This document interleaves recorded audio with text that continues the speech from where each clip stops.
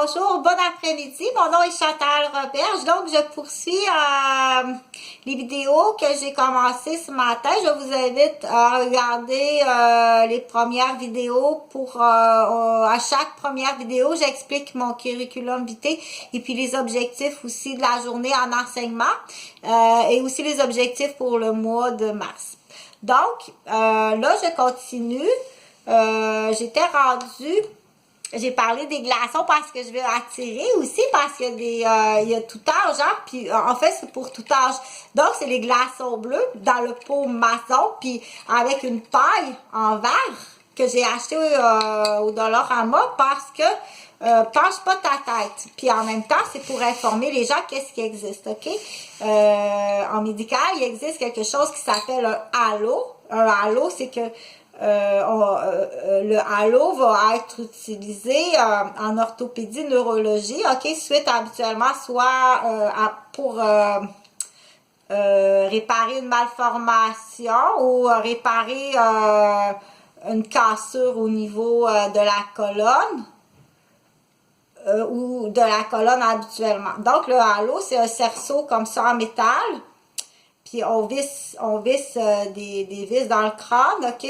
Puis il y a 2 barres de métal comme ça qui tiennent la colonne pour réparer. C'est pas un plâtre sur le bras, là. Ça s'appelle un halo. Ça, c'est très pesant. C'est beaucoup d'ouvrage s'occuper de ces patients-là. C'est beaucoup d'ouvrage, puis il faut être très forte, OK? Donc, il faut pas casser l'infirmière, là. Hein?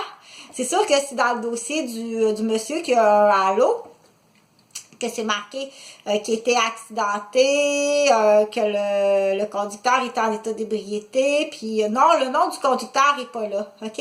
Viens pas frapper l'infirmière parce que tu as peur que ton nom soit dans un dossier, parce que du coup, faut aussi comme calmer le mauvais, OK? Ton nom est pas dans le dossier. Puis on l'a pas, le dossier antérieur, on l'a pas. OK? L'infirmière, que ce soit à l'urgence ou à la salle d'accouchement ou en orthopédie ou en chirurgie pulmonaire ou cardio, le dossier que j'ai là, c'est les notes du docteur, OK? Puis c'est les notes des autres infirmières. J'ai pas ton dossier antérieur. Ça donne rien de venir me tuer. Parce que tu penses que j'ai vu des choses dans ton dossier, OK? Tu comprends-tu? Parce qu'il faut y dire, parce que c'est assez dégueulasse. Ça commence à être bien dégueulasse. Donc, il y a des choses qu'on dit, tu n'as pas besoin d'emmener ça au palais de justice, OK? Ça se règle, on dit, il y a une déclaration devant un enquêteur, merci beaucoup. C'est tout. Donc, je vais continuer la lecture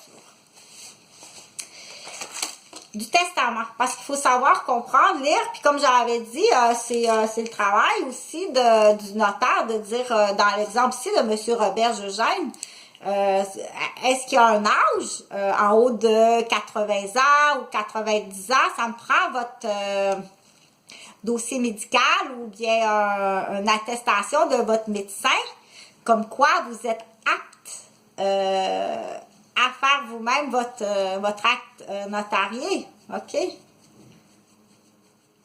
Donc, c'est au notaire à poser la question. Oui. OK?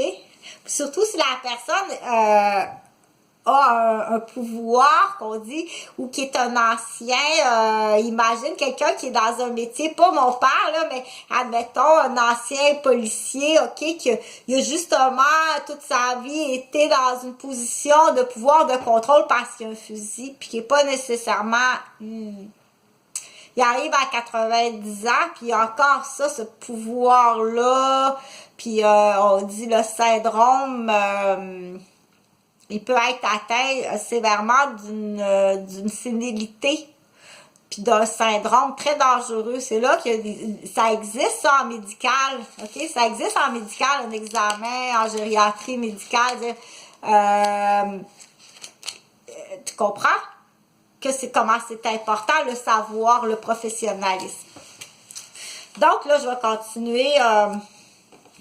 la lecture. Oh, je sais, là, j'ai pas le temps, moi, là, de me coiffer, là. J'ai pas le temps, OK?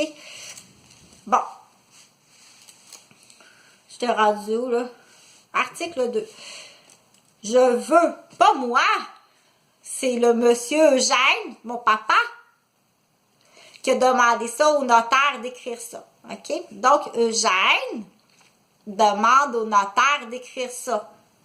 Je veux que mes justes dettes, virgule, frais funéraires et testamentaires soient payés aussitôt que possible après mon décès par mon liquidateur ci-après nommé. On verra, ça va être après. À qui je m'en rapporte pour tout ce qui concerne les arrangements funéraires. Cependant, je désire être incinéré. Donc, tiens, mon opinion sur l'incinération, tu te souviens? Ce que j'avais dit, là, de... OK? Pour pas oublier. Tiens, ça va être mon opinion sur l'incinération. Moi, c'est non, je veux voir ton corps. Si jamais. OK? Moi, c'est non. Tu vas comprendre pourquoi.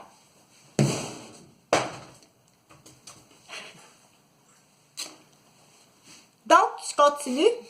Toutefois, malgré la volonté spéciale indiquée au présent article, le cas échéant, je me réserve la faculté de prévoir des dispositions contraires dans un écrit sous scène privée postérieure au présent. Ça, je ne sais pas ce que ça veut dire.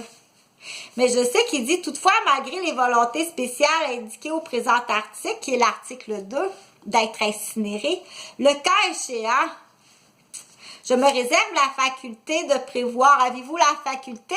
Pas moi.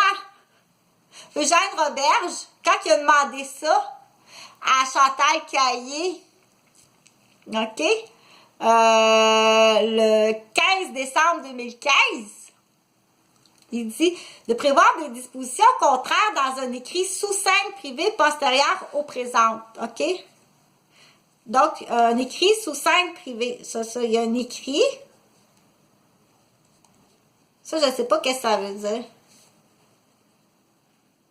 Je chercherai sur Internet, puis je te le dirai. Scène, c'est S-E-I-N-G. Privé. Postérieur. Postérieur au présente. 748.